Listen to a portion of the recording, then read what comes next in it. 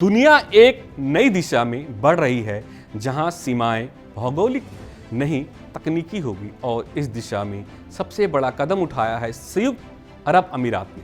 Open AI और UAE की साझेदारी में अब अबू धाबी में बन रहा है दुनिया का सबसे बड़ा एआई डेटा सेंटर। नाम है स्टारगेट।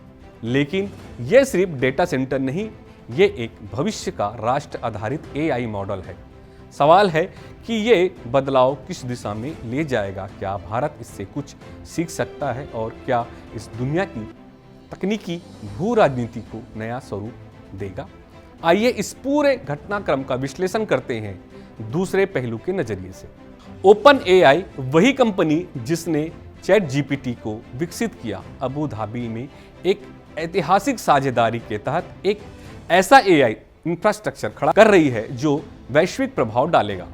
स्टारगेट नामक यह प्रोजेक्ट 2000 मील के दायरे में एआई कंप्यूटिंग सेवा देगा, जिससे दुनिया की लगभग आधी आबादी तक तकनीकी पहुंच सुनिश्चित होगी। यूएई अब दुनिया का पहला चैट जीपीटी राष्ट्र बनने जा रहा है, यानी हर नागरिक को एआई तक सीधी पहुंच।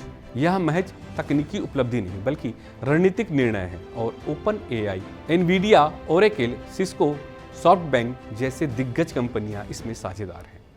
लेकिन सबसे अहम बात यह है कि इस प्रोजेक्ट का नेतृत्व अब किसी पश्चिमी लोकतंत्र से नहीं बल्कि यूएई जैसे आधुनिक तानाशाही मॉडल वाले राष्ट्र ने किया है। क्या यह भविष्य के टेक गवर्नेंस मॉडल की शुरुआत है? ओपन एआई की अगली तैयारी एक स्क्रीन रहित एआई डिवाइस की है, जो फोन या चश्मा नहीं बल्कि एक जेब में रखी जा सकने वाली मिनी मशीन होगी, जो कैमरे और माइक्रोफोन से लैस होगी और इंसानी जीवन को समझेगी। इसे बनाने में जॉनी आइव जैसे डिजाइन लीजेंड और सैम ऑल्टमैन जैसे टेक विजनरी साथ हैं। इसका उत्पादन 2027 में वियतनाम से शुरू हो सकता है। अब जरा आर्थिक और भू राजनीतिक पहलू को समझते हैं। स्टारगेट प्रोजेक्ट में अगले 4 वर्षों में $500 अरब यानी 41 लाख करोड़ रुपए का निवेश होगा।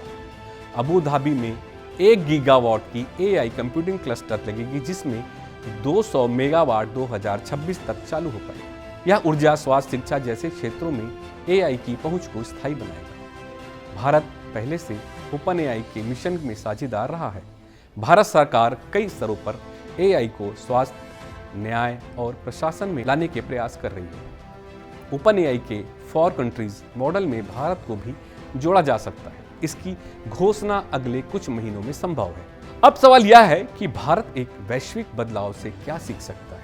क्या हम भी एआई राष्ट्र मॉडल की कल्पना कर सकते हैं? क्या हमारे नागरिकों तक सुरक्षित और सुलभ एआई पहुंच सुनिश्चित की जा सकती है?